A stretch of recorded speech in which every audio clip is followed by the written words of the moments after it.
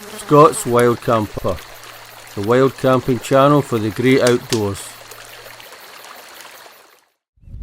Right folks, there's the basic tarp setup, well certainly 10x8 tarp setup, number one. One pole, two guy lines. I've not pegged out the sides because I'm going to try something else. I'm going to put the other pole and the other end much lower. I'm going to try it that way because I think the weather's going to be okay. I'm in a bivvy bag anyway if it rains, but I'm going to try it that way. Otherwise what I could do is just peg out the sides and that's it. In fact that would do. Plenty of space in there. I think my feet. I've used this tarp once before. Used the bivvy bag, as I said, the fourth time, but my legs will stick out. But if I raise up the other end, I might get full coverage. Though obviously if it rains then it means you've got two bits that the rain can get in. But that's the idea about a tarp. That's the fun thing about a tarp. You need different setups. So I'll try raising it up and see what I think. Right, there's the tarp with as you can see, the other trekking pole in at the shortest height it can go. First thing I noticed, okay, obviously you noticed that I could probably lie under there now. Well, I should be able to because it's a 10x8, but I think I measured it. It's not really. It's under 10 feet by. I think it's like maybe 7.5 if that. Although it's called a 10x8. It's a bit smaller than that. But I think I could lie under that. The only problem I noticed right away is it seems to, although maybe the wind got up a bit, but it seems to catch the wind as soon as I raised that other end up. It seems like if you've got one end, well, just the front pulled up and then the rest of the tarp pegged to the ground, it's much more efficient at shedding wind, which you think about it probably makes sense. I also brought those things. Those are guy lines and carabiners to actually raise the sides up so that it'd make like an A-frame, but I think I think it would need to be very, very calm to use to do that, to be honest. I think if you're in the house and I don't know if that's practical. It would need to be a very calm day. I'm not going to do it now to test it. I just know it's going to be a farce, even in this wind. So I think, I don't know, I'm thinking I might take the short pole out because the wind's coming from that direction, so I should have, sort of made the entrance, put it more to that side, if you know what I mean, and against the wind, so that the entrance is at the back of the wind, if you know what I mean. You don't want the entrance, the wind blowing right into the entrance. I don't know. I'm not really liking that because I think the wind's going to get up a bit. It's a nice steady wind, it's keeping the midges away, that's a good thing. But I think I'll lower I think I just prefer the one end up. I think I'll just do that tonight. Right folks, that's what I've settled for.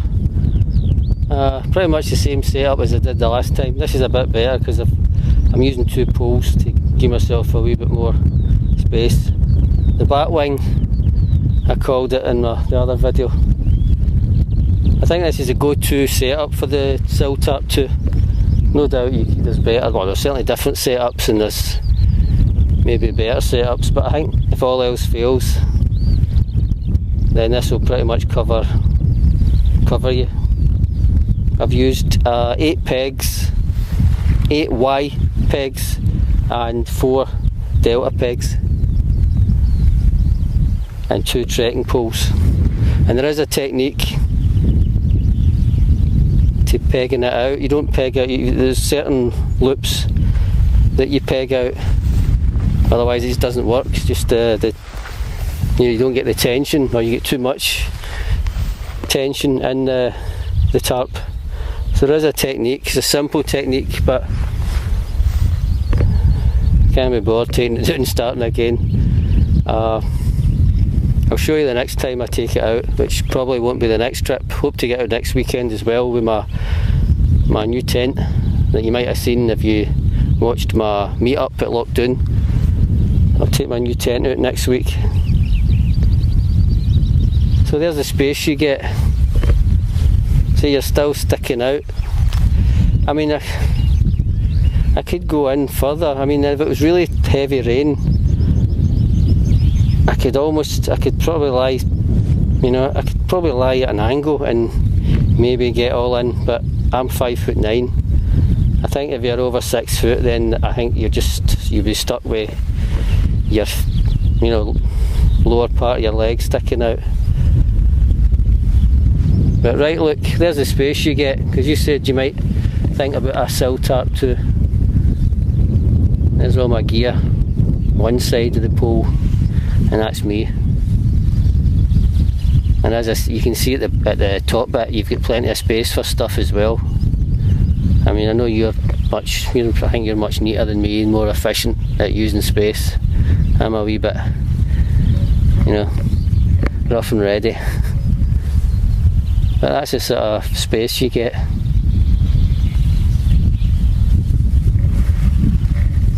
Right, I think it's time to get some water. Just down that way.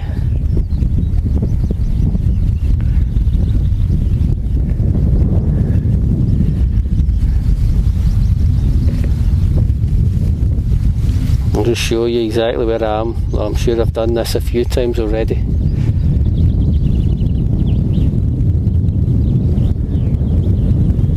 See, up there looks interesting. That looks up that. See up there?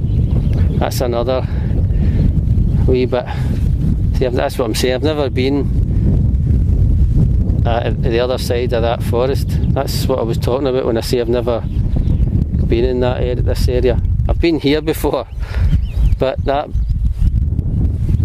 other side of that forest, or through that forest, is where I want to head to and explore that bit.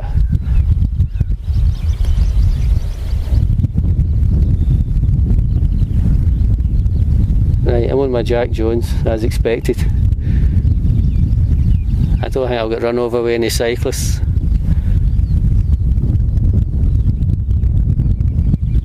Right, time for water. Right, this is where I'm going to get water.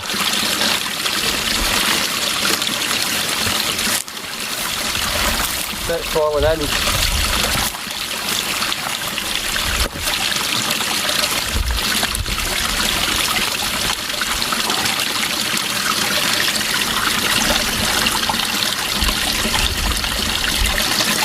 I don't know if you're seeing this, but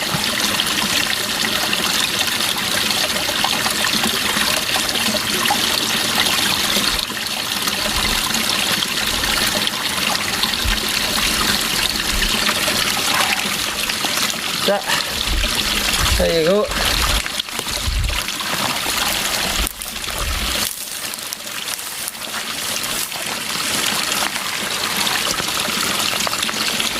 Water.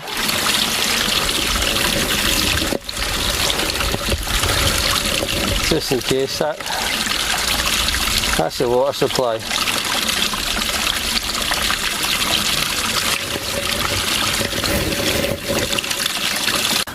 Okay, here it goes. There's the water, there's the filter, soya squeeze filter. That's the 4 litre platypus. So just screw it on.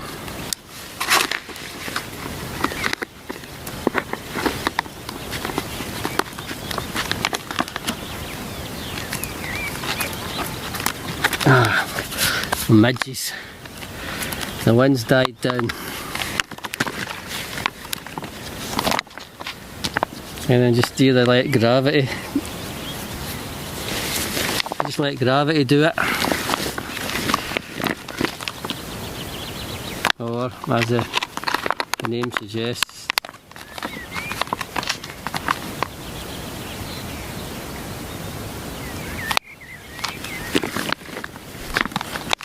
just squeeze.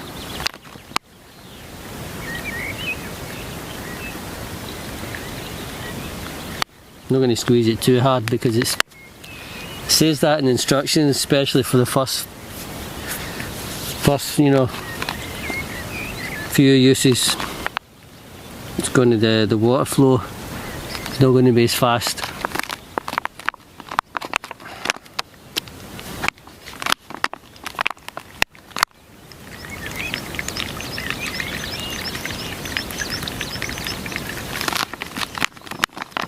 Might need to go and get more water. That'll do me tonight, to be honest. I'll just have one meal and I'll see what happens tomorrow if I feel hungry. A lot of times I'll just, as you know, if you watch my videos, I'll just set pitch up. I'll just strike camp and no bother eating anything. The midges are driving me nuts. Try and eat, but I'm getting swarmed.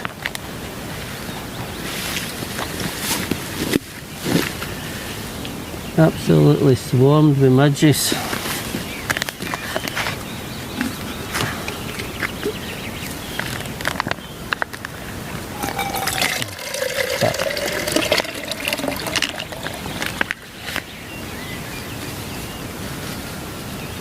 About 300 midges in this jet boil, I think. Right folks, I've got my chicken Jaffres in the jet boil. I've got everything ready for a quick getaway because the midges are really bad. I think they get in the, I think we take this mosquito hat off, on and off, I think the midges get in the bloody thing. So I don't know if I'm better taking it off and walking about or just leaving it on. But it's a bit of a nightmare. I had this before a couple of times in Arran. Well, once in Arran and a couple of times in wild camps. I mean, that's what you got to expect in Scotland. I've been not too bad, but if this happened every wild camp, it would really make you think about going out during the summer, really. You know, think obviously winter. It's a great thing about winter. No midges. I think I'm going in for a rough night, but maybe when I get in my bivvy back, I'll be okay, I hope. I can actually see things flying in the net. They're in the net alright. Right, I'm going to switch you off. I can't do what I usually do and show you some gourmet cooking and me feeding my face, because I'll end up eating a lot of midges. So I need to eat on the hoof. I need to walk, eat and walk. That's the only way I'm going to enjoy this food. Hi folks, it's 11:15. You want to see how bad the midges are? Check my arms. Check that.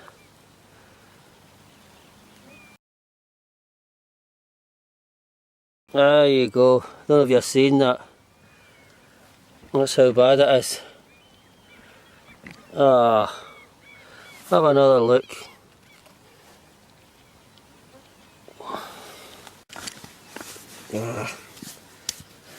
Morning.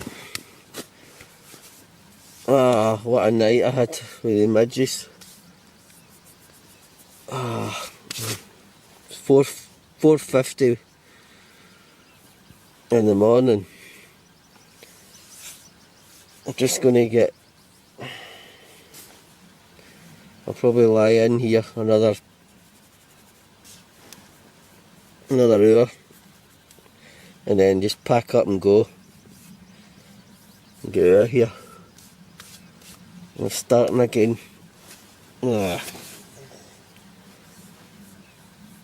Right, I don't know if I'll shoot any more footage. I probably will with me just leaving. Anyway, as you can see, it wasn't a cold night. It was in fact I'm stripped right down just to my underpants. The sleeping bag was like halfway, wasn't even halfway covering me, if you know what I mean. But it was a midgie. As soon as I got in the bivvy bag, well, it was a lot better. As soon as I popped my head at the bag, they were onto me. They're getting that way now. Right, I'm going to go back in the bivvy bag about an hour and then start just, as I say, pack and get ready to go.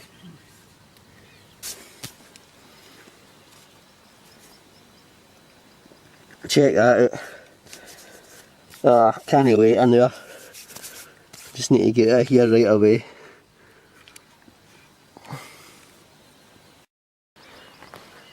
It's 5:25. I couldn't put up with that any longer. I had to get out of there.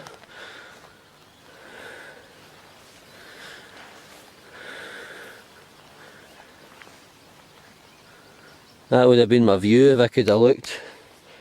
I couldn't really enjoy it. In fact, I couldn't enjoy it at all. As soon as you stop, they're on you.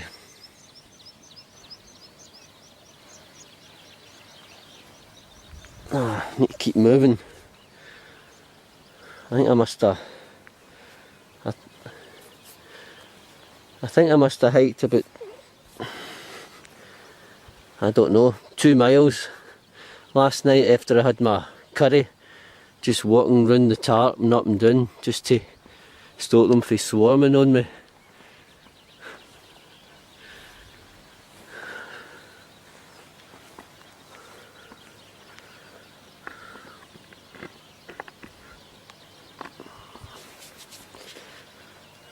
They've started already.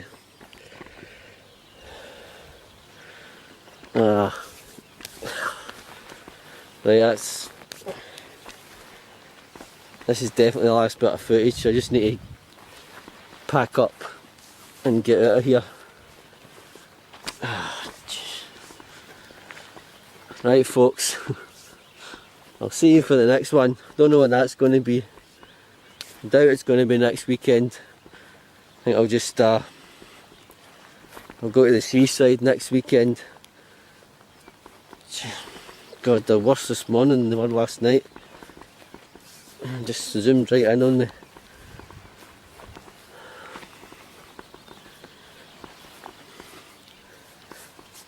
Just because there's, you know, no wind whatsoever, which is unusual up here. It's usually a bit of wind, but no, the last couple of days, or yesterday and the day. Right, I'm going mad here. Right folks, I'll say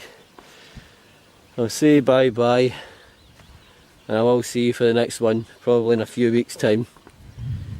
Bye for now.